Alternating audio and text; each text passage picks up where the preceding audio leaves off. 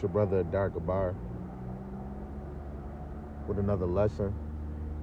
We're gonna go into the narrow path is hard to enter.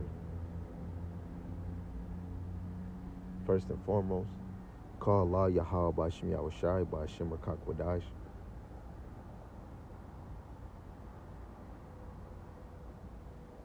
Yahweh being the most high God and Yahweh Shai is who the world ignorantly calls Jesus Christ.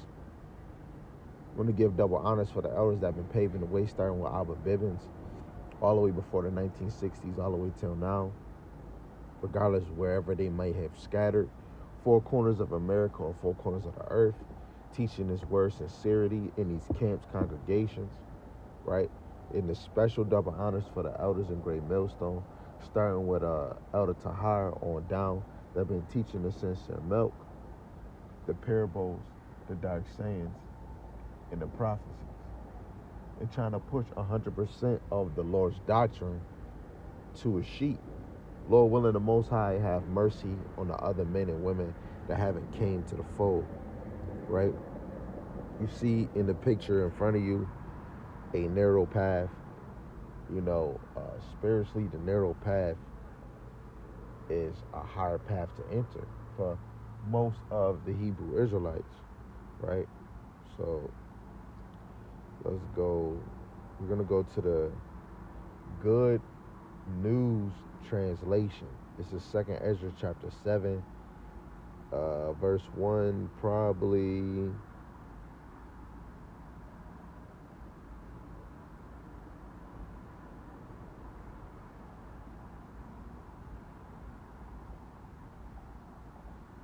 to verse 25. Lord willing, you pay attention. So verse 1, it says, when I had finished speaking, the same angel that had been sent to me on the early nights appearing again, and he said, stand up, Ezra, and listen to what I have come to tell you. Go ahead, sir, I said. He continued. So he's about to be speaking to an angel of the Lord. Picture in your mind a broad,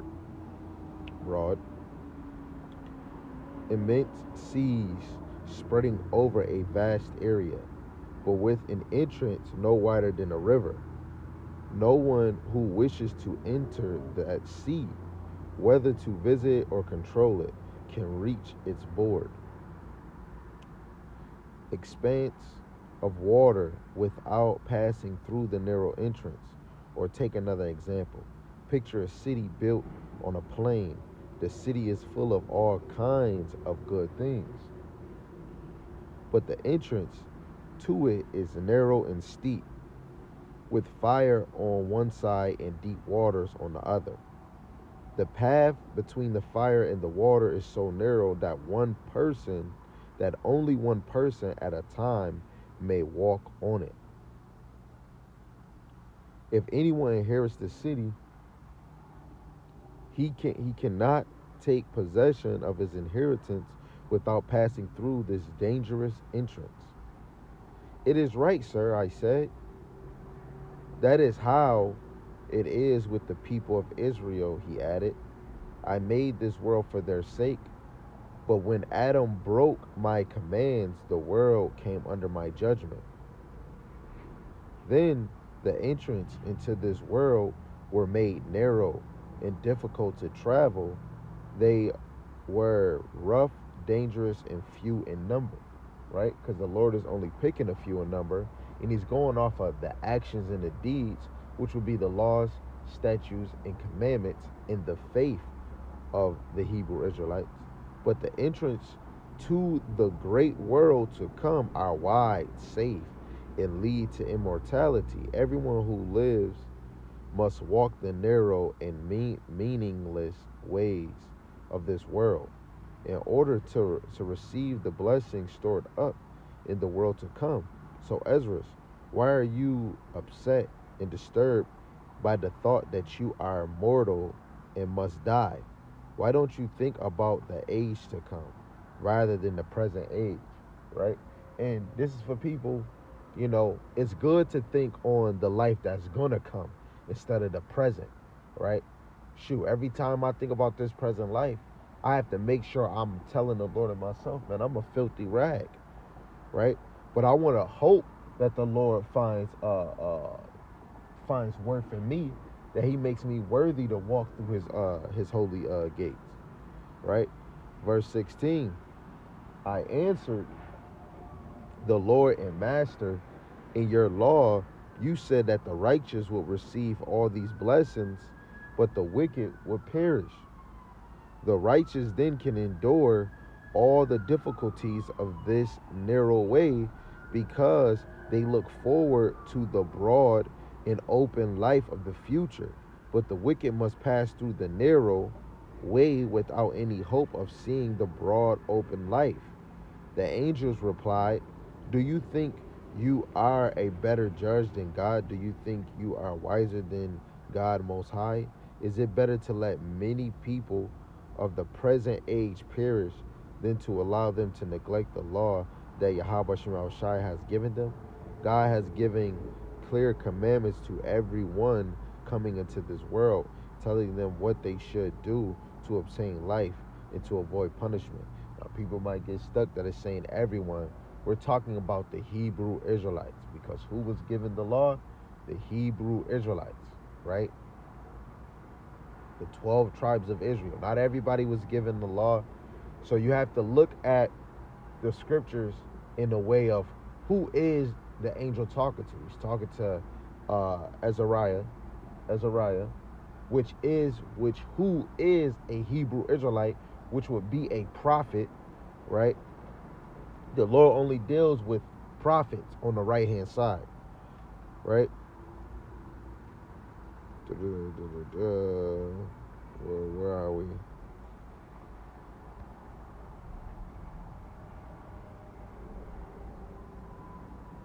Right. So it's talking about everyone as in the 12 tribes of Israel. Verse 22, but the wicked would not listen and refuse to obey him in their foolishness. They have made their own wicked and deceitful plans.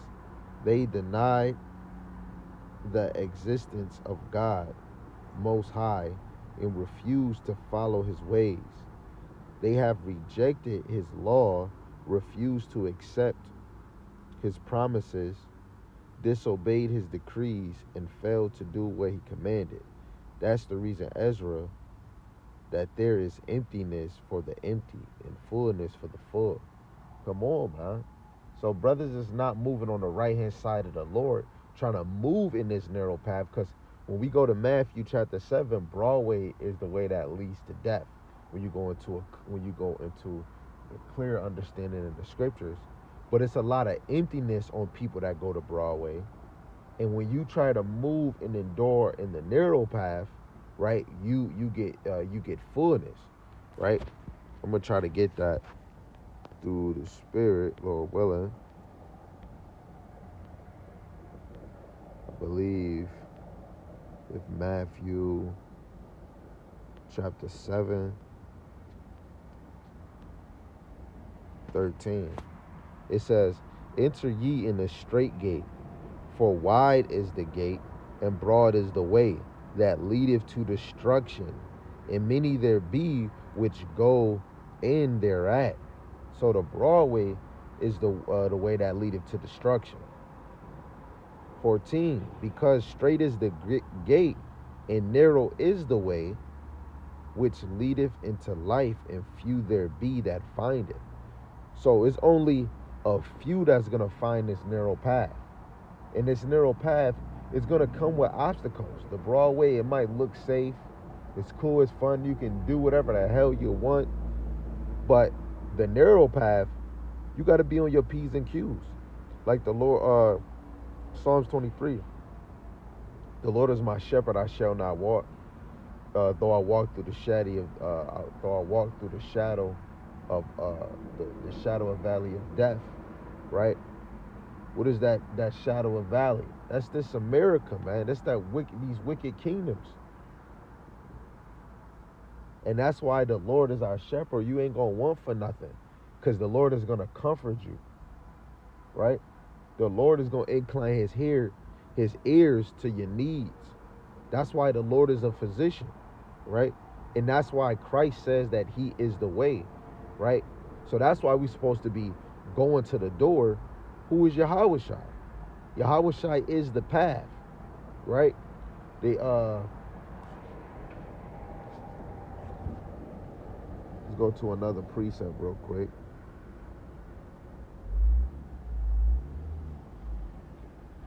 We're gonna go to Luke 13 and 34. 24.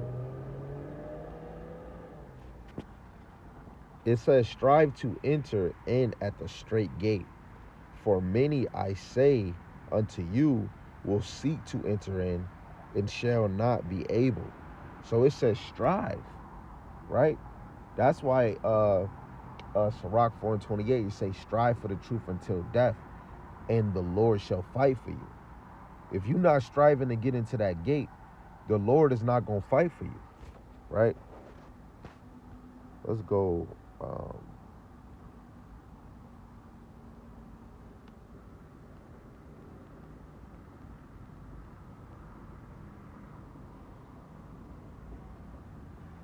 Right. John chapter 10, verse 9, it says, I am the door. By me, if any enter in, he shall be saved and shall go in and out and find pastures. So Christ is the door. Christ is the way. Christ is that narrow path, right? The commandments is the one that's going to have you walk in that path, because the commandments put light to your feet, right? It says the thief cometh not but for to steal and to kill and to destroy. I come that they might have life, and that they might have it more abundantly. I am the good shepherd, and the good shepherd giveth his life for the shepherd, for the sheep, right? So we got to understand that Christ is the door, right? In order for us to even enter in, we have to go unto Christ, right? Let me get the other one that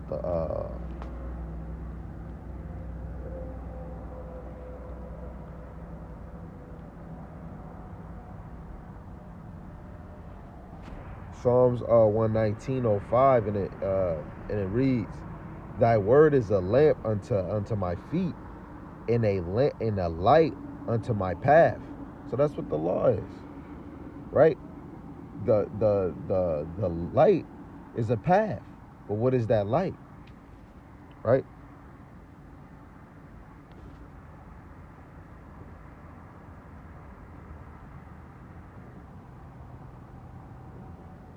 Proverbs chapter 6, verse 23. For the commandment is a lamp, and the law is light, and reproofs of instruction are the way of life.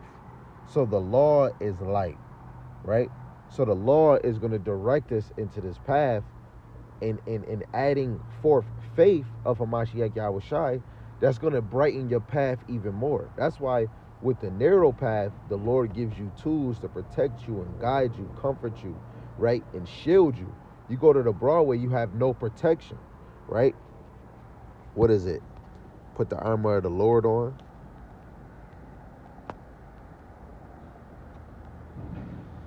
Right? Ephesians chapter 6, verse 10, it says, finally, brother, be strong in Yahweh Shem Yahushai and in the power of his might. So we got to be strong in the Lord, not strong with our own thoughts, strong in man, right? It's all the Lord. Now, the Lord might have scriptures coming from a man, to edify you. That's all thus saith the Lord. But it's all our whole life. We want to be moved by the power of the Lord. Actually, you want to know that the Lord is moving you, right? It says, put on the whole armor of God, that ye may be able to stand against the wiles of the devil.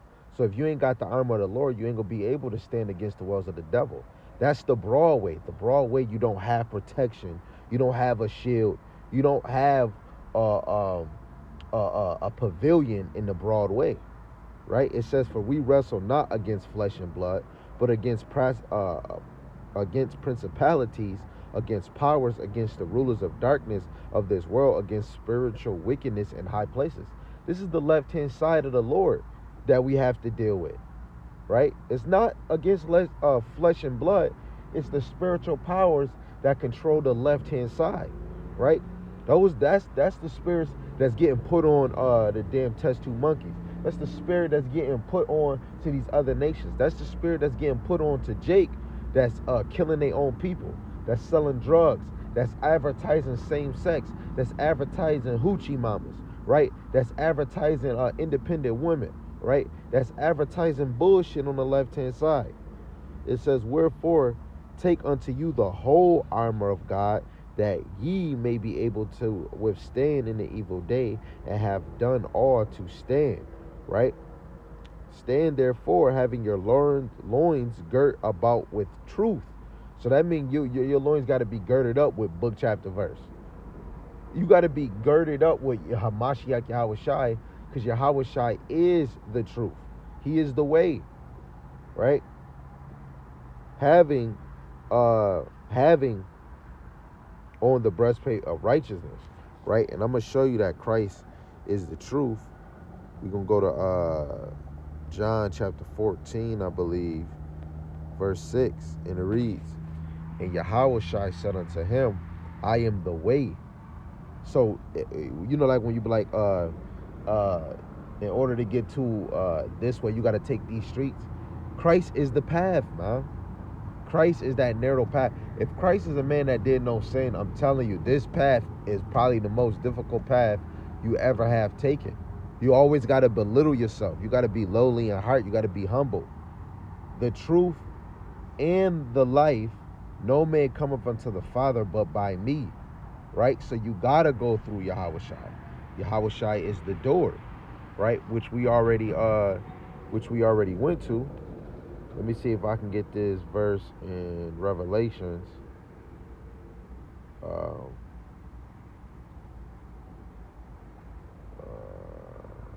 that's not it.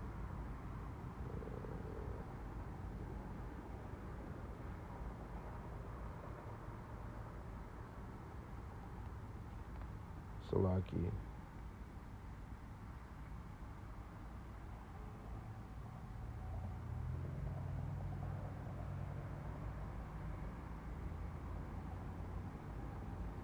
Okay, so verse 20, Revelations, the 3rd chapter, verse 20, behold, I stand at the door and knock. If any man hear my voice and open the door, I will come into him and will sup with him, and he with me. Yo, the Lord is not about to just come and just have a whole supper with you. The Lord gonna, the same thing he did in Luke chapter 2, verse 42 to 52. 44 to 52, right? This man was acting doctors of the law, questions and answers. Christ already know your heart, right? He knew that Peter was going to betray him, right? And he told him. Peter was going to deny him. He told him that somebody was going to betray him. The Lord already knows what's in your heart, right? The Lord is going to really be knocking at these the hopeful elect's doors. Man, the Lord might even knock at brothers that so-called calling themselves that they in the faith, right? You got to be prepared for the Lord to knock at your door, right? What if that man tell you, yo, can you go down the street and go, get something for me? He gonna stay at the house. He gonna have your path very wholesome. This is Acts chapter 14, verse 22, and it reads, confirming the souls of the disciples and exhorting means to encourage them to continue in the faith, and that we must through much tribulation enter into the kingdom of God. That's why the narrow path is difficult, because you have to you must go through much tribulation, right? You got to go through much tribulation in this thing, right? For the Lord's sake. I want to get a verse, but I want to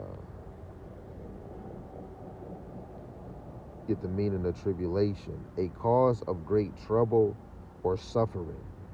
You go to the similar words: trouble, worry, anxiety, burden, right? We can go with the first sentence in the noun. a cause of great trouble and suffering. That's what that tribulation, great trouble and suffering. We can go to the book of Ecclesiasticus, Sirach, chapter 2, verse 1. It say, my son, if thou come to serve Yahweh Shema Shai, prepare thy soul for temptation. You walk on that narrow path, you have to prepare your soul for temptation. Set thy heart aright and constantly endure, and make not haste in the time of trouble. You got to constantly endure that narrow path. Whatever elements is going to be brought on the left-hand side. Hey, you might get blessings on the right-hand side, but you want to take that with a cheerful heart, still be humble, but still know this is not the end of your course. You still got to endure. And it say, cleave unto him and depart not away, that thou mayest be increased at thy last end. So don't depart from the ways of the Lord. Don't depart from talking to the Lord, seeking his face, from fasting, right? You do those things. Those are spiritual things that's going to help you on your walk. You might trip and stumble, but that doesn't mean it's over, right? Your course isn't finished.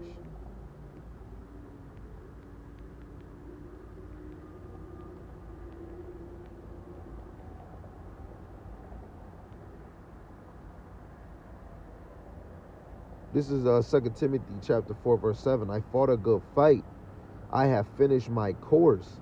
I have kept the faith. This is what you want to say at the end time. We all want to be saying, I fought a good fight in the name of Yahweh Shem Yahushai. I have finished my course in the name of Yahweh Shem Yahushai. I have kept the faith in the name of Yahweh Shem Yahushai. We want to hope for these three things, right? That you fought the good fight, that you have finished your course, and that you have kept the faith, right?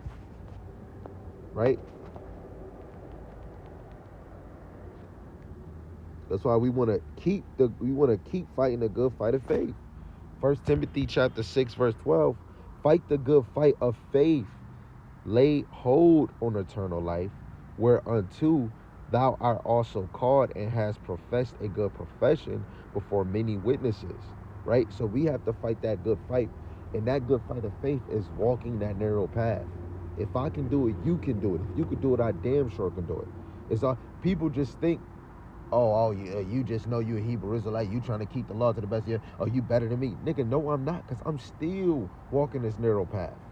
I am no better. I'm still tiptoeing through this thing. I'm still looking. I'm still approving people before I just say, hey, brother. You know what I'm saying?